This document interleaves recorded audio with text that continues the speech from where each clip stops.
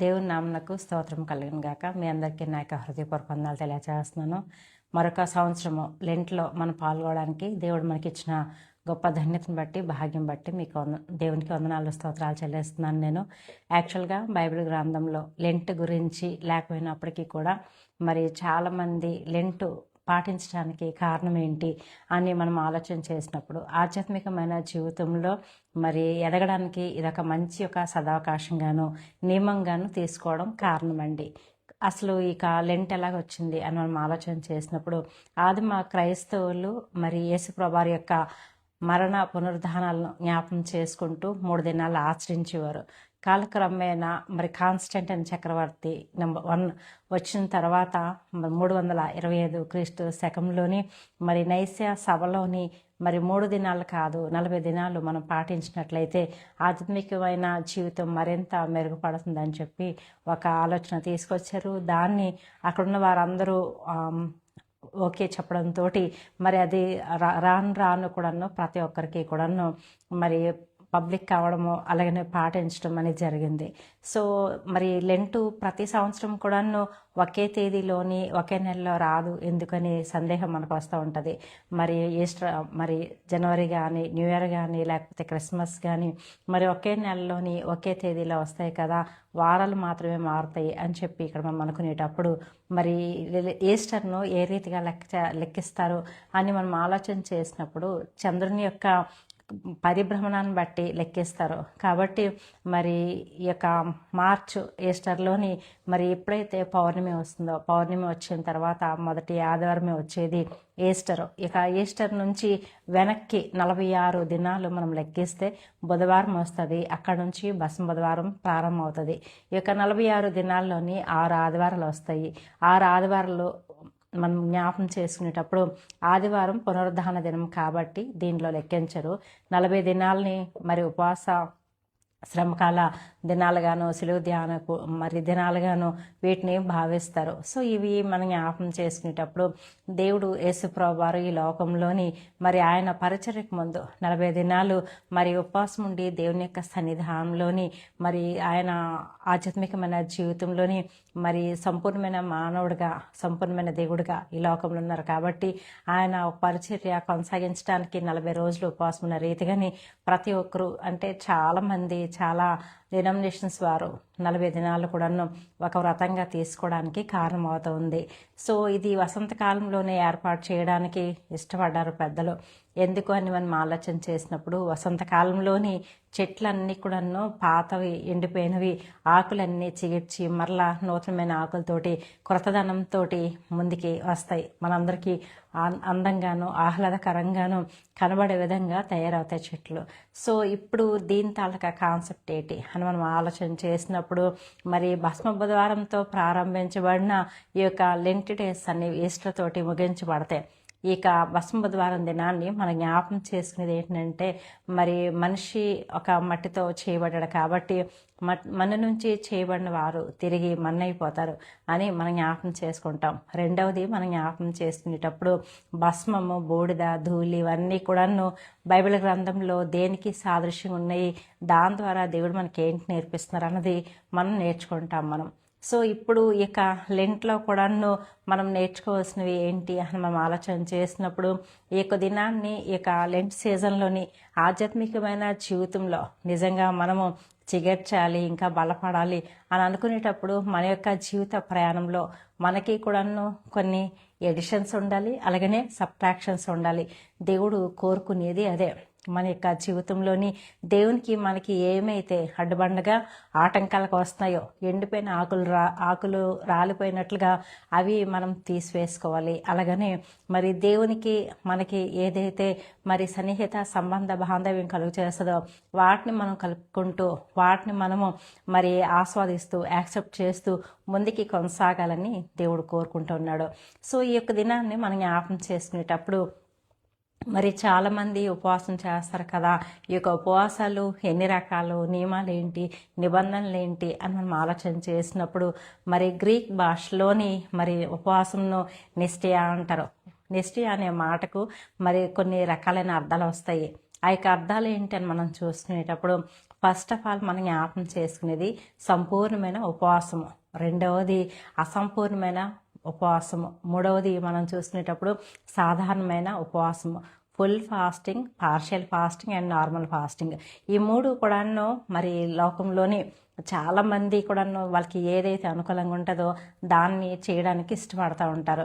So full fasting ఏంటి అని మనం ఆలోచన చేసినప్పుడు కంప్లీట్గా ఆహారాలు పానీయాలు మానివేయడం అన్నది బైబిల్ గ్రంథంలో మనం చూసుకునేటప్పుడు ఫుల్ ఫాస్టింగ్ చేసిన భక్తులు విశ్వాసులు మనకి చాలామంది కనబడతారు. ఒక ఇద్దరుని మనం ఎగ్జాంపుల్గా మనం తీసుకుందాం. మొట్టమొదటిగా మనం ఎగ్జాంపుల్గా తీసుకునేది మోషే గారు కొండపైకి దేవుని తాలూక రాత పలకలు, దేవుని తాలూక ఆజ్ఞలు తీసుకొని రావడానికి 40 దినాలు రాత్రి పగళ్ళు కూడాను ఆహార పానీయాలు ఏమీ తీసుకోకుండా వారు ఉన్నారు అని చెప్పి దేవుని తాలూక లేఖన భాగం తెలియచేస్తుంది. నిర్గమకాండము 34వ అధ్యాయం 27 నుంచి 30 వచనాలు మనం చూసుకునేటప్పుడు ఎప్పుడైతే అతను మరి 40 రోజులు మరి ఆహార పానీయాలు తీసుకోకుండా దేవుని యొక్క సన్నిధానంలో టైం స్పెండ్ చేశారో, మరి తిరిగి వచ్చేటప్పటికి 30వ వచనంకి 29 నుంచి మనం చూసుకునేటప్పుడు ఆయన తాలూకా ముఖ చర్మం అంతా కూడాను ప్రకాశించడం అక్కడున్న ప్రజలందరూ గమనించి, అయ్యా మీ ముఖము చాలా ప్రకాశిస్తుంది, మేము చూడలేకపోతున్నాము, కాబట్టి ముఖ ముసుగుతోటి కవర్ చేసుకోండి అని చెప్తున్నారు. సో ఇక ఉపవాసం అనేది మనకి ఇంకొక విషయాన్ని నేర్పిస్తుంది. ఏంటా విషయం అంటే అనగానే దగ్గరగా సమీపముగాని, వాసము అంటే నివాసం అని, దేవునికి దగ్గరగా నివాసం చేసేటప్పుడు ఆయన తాలూకా ముఖకాంతి మన యొక్క జీవితంలోనికి ప్రసరించినప్పుడు, మన యొక్క మరి ముఖం పైన ప్రసరించినప్పుడు మనలో ఉన్న దేవునికి అయిష్టమైనవన్నీ కూడా కాలిపోవడం, రాలిపోవడం, మారిపోవడం, దేవుని తాలూకా స్వరూపంలోకి మనం మార్చబడడం, దేవుని తాలూకా మహిమ అంతా మన యొక్క జీవితంలోనికి మన యొక్క ముఖంలోకి రావడం అనేది మనం గమనిస్తాం. అట్ ద సేమ్ టైం భౌతికపరమైన జీవితంలో కూడా అవసరమైన ప్రతిదీ కూడాను దేవుడు అనుగ్రహిస్తారు. ఏ రోజు ఎప్పుడైతే దేవునికి సమీపంగా అనుకూలంగా మనం జీవించగలుగుతామో అదే దినాన్ని, అదే సమయాన్ని, లేకపోతే దేవుడు నిర్ణయించిన కాలంలో తన యొక్క చిత్తానుసారంగా మన యొక్క జీవితంలో కార్యములు చేస్తారు. ఇంకా మనం చూసుకునేటప్పుడు ఇంకా ముందుకి ఎవరు చేస్తారండి అని మనం ఆలోచన చేసినప్పుడు ఎస్తేరు గ్రంథంలోని 4వ అధ్యాయము మొదటి 3 వచనాలు మనం చూసుకునేటప్పుడు మొర్దెకై ఈ రీతిగా ప్రకటిస్తారు. అక్కడున్న 120 సంస్థానంలో ఉన్న యూదులందరూ కూడాను ఉపవాసం చేయాలని, వారందరూ ఎలాగ ఉపవాసం చేస్తున్నారని అంటే మరి దేవుని యొక్క సన్నిధానంలోని మహారోదనంతో దుఃఖంతో మరి ఉపవాసం చేస్తూ ఉన్నారు. మొర్దెకై అయితే మరి ఆయన గోనుపట్ట ధరించుకొని బూడిద వేసుకొని రాజు గుమ్మం ఎదుటికి వచ్చారు అని అక్కడ రాస్తున్నారు. అయితే రాజు గుమ్మం ఏంటి అని మనం ఆలోచన చేసినప్పుడు భౌతికంగా ఆయన అక్కడ ఉన్న రాజుగారి యొక్క గుమ్మం దగ్గరికి వచ్చారేమో. ఈ యొక్క దినాన్ని దేవుడు మనకేం చెప్తున్నారంటే మనం ఉపవాసం చేసేటప్పుడు మనము కూడాను ఎలాంటి ప్రతికూలమైన పరిస్థితుల్లో, వ్యతిరేకమైన పరిస్థితుల్లో, మరి ప్రతికూలమైన మనుషుల మధ్య, మరి అలాంటి పరిస్థితుల మధ్య మనం జీవిస్తున్న నేపథ్యంలోనే దేవుని యొక్క సన్నిధానంలోకి ఉపవాసంతో, దుఃఖంతో, రోదనంతో వచ్చి ప్రభా ఎలాంటి పరిస్థితుల్లో ఉన్నాము, మరి మా యొక్క జీవితంలో మీరు ఏ కార్యం చేస్తారు అని చెప్పినప్పుడు దేవుడు మనకి ఒక గైడెన్స్ని అనుగ్రహిస్తారు. అక్కడ ఎస్తేరు విషయంలో కూడా 120 సంస్థానాలు ఉన్న యూదులందరి విషయంలో దేవుడు ఒక నూతనమైన ప్రణాళికను, లేకపోతే ఒక న్యూ డోర్ని దేవుడు ఓపెన్ చేశారు. ఎక్కడ అలాంటి సోర్సెస్ ఏమీ లేవు, రూల్స్ లేవు, ఏమీ లేవు. కానీ దేవుడు తన యొక్క చిత్తానుసారంగా ఎవ్వరూ ఊహించలేనటువంటి గొప్ప పరిష్కారాన్ని దేవుడు అనుగ్రహించారు. ఈ యొక్క దినాన్ని చాలామంది అడిగేటప్పుడు మరి ఈ యొక్క నియమాలు మేము ఎందుకు పాటిస్తామంటే ఈస్టర్ కల్లా మా యొక్క జీవితాల్లో గొప్ప కార్యం జరగాలని మేము ఆశిస్తున్నామని చెప్పి అనుకుంటూ ఉంటారు. ప్రియమైన దేవుని బిడ్డ, ఈ వాక్యం వీక్షిస్తున్న మీరు మరి ఈ విశ్వాసంతో ఉపవాసం ఉంటున్న నేపథ్యంలోని ఆ యొక్క ఉపవాసం ఉంటూ కూడా మరి దేవుని యొక్క సన్నిధానంలో టైం స్పెండ్ చేయలేకపోతే, నీ గోడ ఏంటో, నీ బాధ ఏంటో దేవునికి తెలియచేయలేకపోతే దేవుని దగ్గర నుంచి సమాధానం ఎక్కడి నుంచి పొందుకోగలుగుతారు? కాబట్టి ఎంత బిజీ స్కెడ్యూల్ ఉన్నప్పటికీ కూడాను దేవునికి ఇవ్వాల్సిన సమయాన్ని దేవునికి ఇచ్చి ప్రభా మేమేం చేయాలి, ఎలాగ చేయాలని అడిగేటప్పుడు ఖచ్చితంగా దేవుడు ఒక పరిష్కారాన్ని అనుగ్రహిస్తారండి. ఆ రీతిగా దేవుడు మరి గొప్ప కార్యాలు జరిగిస్తారు. రెండవది మనం చూసుకునేటప్పుడు అసంపూర్ణమైన మరి ఫాస్టింగ్, లేకపోతే ఉపవాసము మనం చూస్తున్నాం, పార్షియల్ ఫాస్టింగ్. అది బైబిల్ గ్రంథంలోని దానియేలు గారు చేస్తున్నారు. ఇక అసంపూర్ణమైన ఫాస్టింగ్ ఏంటి లేకపోతే ఉపవాసం ఏంటి అని మనం చూసుకునేటప్పుడు ఇష్టమైన వాటిని ఈ యొక్క 40 దినాలు కూడాను మానవేయడము. దానియేలు గ్రంథము 10వ అధ్యాయంలోని 2-3 వచనాలు మనం చూసుకునేటప్పుడు దానియేలు గారు ఉపవాసం చేస్తున్నారు. దానియేలు గారు ఉపవాసం చేస్తూ ఆయన ఏం చెప్తున్నారనంటే ఆయనకి ఇష్టమైనటువంటి మాంసాహారాలన్నీ ద్రాక్ష రసంను ఆయన మానవేసేస్తున్నారు.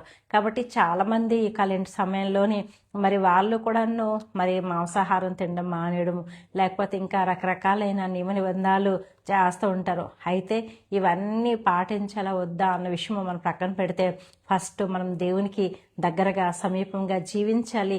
దేవునితో సహవాసం, వ్యక్తిగత సహవాసం కలిగి ఉండాలని దేవుడు కోరుకుంటున్నాడు. సో దట్ దాని వలన దేవుడు మనకొక పరిష్కారాన్ని, గైడెన్స్ని అనుగ్రహిస్తూ ఆధ్యాత్మికమైన జీవితంలో ఎదిగి వర్దలడానికి దేవుడు కృప అనుగ్రహిస్తారండి. మూడవది మనం చూసుకునేటప్పుడు సాధారణమైన ఉపవాసము, నార్మల్ ఫాస్టింగ్. ఇక నార్మల్ ఫాస్టింగ్ ఏంటి అని మనం చూసుకునేటప్పుడు మరి మామూలుగా ఈ లోకంలోని చాలామంది మరి ఫాస్టింగ్ ఉండేటప్పుడు కొంతమంది లిక్విడ్స్ తీసుకుంటూ ఉంటారు. కాబట్టి లిక్విడ్స్ తీసుకుంటారు, సాలిడ్స్ మానేస్తూ ఉంటారు.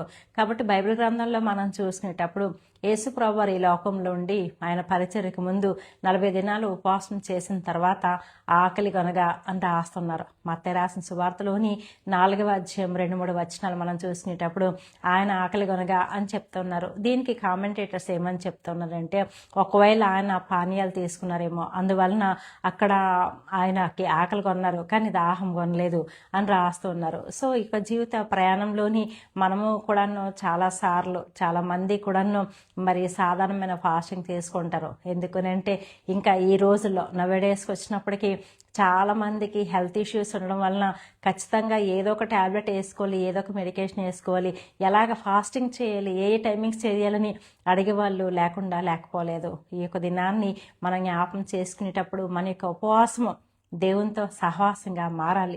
దేవుని తలక సన్నిధిలోని ముఖకాంతి మన యొక్క జీవితంలోకి రావాలండి. అప్పుడే దేవుడు మన యొక్క జీవితాల్లోనే కార్యం చేస్తారు. యాష్ టు యాష్ అన్నారు కదా, యాష్ టు యాష్ ఏంటి? బసం బుధవారం నుండి ఈస్టర్లోగా మన యొక్క జీవితంలోని ఎలాంటి మార్పులు రావాలి, ఆధ్యాత్మికమైన జీవితంలో ఎటువంటి మార్పులు రావాలి, దేవుడు కోరుకునేది ఏంటినుందా అని ఆలోచన చేసినప్పుడు ఖచ్చితంగా దేవుడు కోరుకునేది చాలా ఉంది. Because it is a season of renewal, season of reason. ఎందుకు ఆ యొక్క రీజన్ అని మనం ఆలోచన చేసినప్పుడు ఈ యొక్క సీజన్కి ఒక రీజన్ ఉంది, ఒక కారణం ఉంది. ఆ కారణం ఏంటంటే ఎండిపోయిన ఆకులన్నీ కూడా రాలిపోవడం. And it's a season of renewal. మరలా క్రొత్త చిగుర్లు రావడం అనేది ఈ యొక్క సీజన్ తాలూకా ముఖ్య ఉద్దేశము. కాబట్టి మన యొక్క ఆధ్యాత్మికమైన జీవితంలో కూడాను దేవునికి ఇష్టం లేని వాటన్నిటిని కూడా వదులుకునే తర్వాతనే మరలా క్రొత్త చిగుర్లు రావడం జరుగుతూ ఉంటుంది. కాబట్టి 3 విషయాలు మనం చేయాల్సినవి, పాటించినవి. ఫస్ట్ ఏంటి అని మనం ఆలోచన చేసినప్పుడు we have to acknowledge our sins in the presence of God. ఇలాగా దేవుని వాక్యము తెలియచేస్తుంది. మన యొక్క పాపంలో ఆయన దగ్గర ఒప్పుకోవాలి. భక్తుడైన యోహాన్ గారు రాస్తున్నారు, 1 యోహాన్ పత్రిక 1వ అధ్యాయం 9వ వచనం మనం చూసుకునేటప్పుడు మన పాపములను మనం ఒప్పుకునేటప్పుడు ఆయన నమ్మతగిన వాడు, నీతిమంతుడు కనుక సమస్తమైన ప్రతి ఒక్క పాపం నుండి, దుర్నీతి నుంచి కూడాను మనల్ని పవిత్రపరిచే దేవుడు.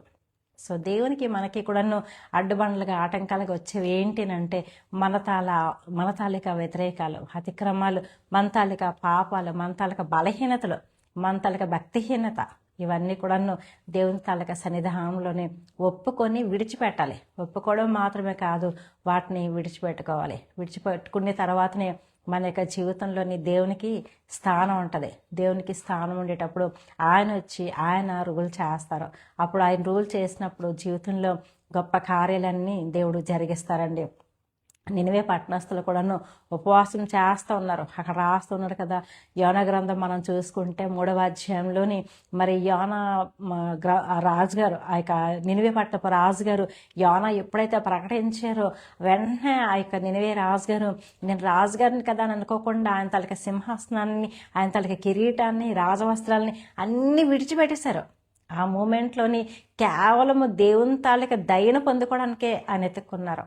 ఈరోజు కూడాను ఏది అడ్డుబండగా ఆటంకాలకు ఉన్నాయో వాటిని కూడా మనం విడిచిపెట్టుకోవాలని దేవుడు కోరుకుంటూ ఉన్నాడు. రెండవది మనం చూసుకునేటప్పుడు మరి దేవునికి మనం ఇంకా ఎలాగ ఉండాలని దేవుడు కోరుకుంటున్నాడంటే ఆయనలో నిలిచి ఉండాలని దేవుడు కోరుకుంటూ ఉన్నాడు. యేసయ్య ఈ లోకంలో ఉండేటప్పుడు ఈ రీతిగా బోధిస్తున్నారు. యోహాను రాసిన సువార్తలోని 15వ అధ్యాయం మనం చూసుకుంటే 4-5 వచనాల్లో ఇలాగ రాస్తున్నారు. నా యందు నిలిచిండుడి, అబైడ్ ఇన్ మీ. ఆయనలో మనం నిలిచి ఉండాలి. ఆయనలో నిలిచి ఉండాలంటే మనకి ఆయనకి కూడాను మధ్యలోని ఎటువంటి దూరం డిస్టెన్స్ ఉండకూడదు, ఏ గ్యాప్ ఉండకూడదని దేవుడు కోరుకుంటా ఉన్నాడు. ఎందుకనంటే భక్తుడు ఈ రీతిగా తెలియచేస్తున్నాడు. యెషయా గ్రంథము 59వ అధ్యాయం 1-2 వచనాలు మనం చూసినప్పుడు మీ పాపములు మీకును మీ దేవునికి అడ్డుగా ఆటంకాలకు వచ్చి అని తెలియచేస్తూ ఉన్నాడు. సో ఈ యొక్క దినాన్ని మరి లెంటు పాటించే నేపథ్యంలోని ప్రతి ఒక్కరూ కూడా దేవుని తాలూకా సన్నిధానంలోంచి ఒక రిస్టోరేషన్ కోరుకుంటారు, ఒక రెన్యువల్ అని కోరుకుంటారు, గ్రోత్ ఉండాలని కోరుకుంటారు. ప్రతిదీ కూడాను మరి దేవుని తాలూకా సన్నిధానంలో ఆశీర్వాదాలు రావాలని కోరుకుంటాడు. దేవుడి తాలూకా సన్నిధానంలోంచి ప్రతి విధమైన ఆశీర్వాదము మంచిదే, ప్రతి ఒక్క మంచి రావాలని కోరుకుంటాం. బట్ దేవుడు మన దగ్గర కూడాను కోరుకునేది ఇవన్నీ కూడాను.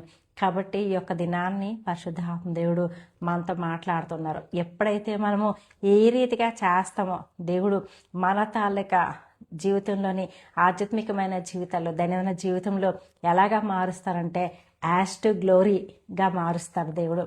సో ఇక మట్టి నుంచి తీయబడిన ఈ యొక్క శరీరము మన్నైపోకముందే ఈ యొక్క జీవిత ప్రయాణంలోని ఈ యొక్క శ్రమ దినాలని దేవుడు మనకిచ్చిన ఈ యొక్క లెంట్ డేస్లోని మనం ప్రతిదీ కూడా ప్రతిరోజు ప్రతిసారి కూడా మనల్ని మనం చెక్ చేసుకుంటూ దేవుని తాలూకు ముఖ కాంతిలోని మరి విడిచిపెట్టగలిగినవి విడిచిపెట్టినప్పుడు, దేవుని దగ్గర నుంచి ఆస్వాదించినవి ఆస్వాదించి యాక్సెప్ట్ చేసినప్పుడు ఖచ్చితంగా దేవుడు మనకి ఆయన తాలూకా గ్లోరీని దేవుడు అనుగ్రహిస్తారు.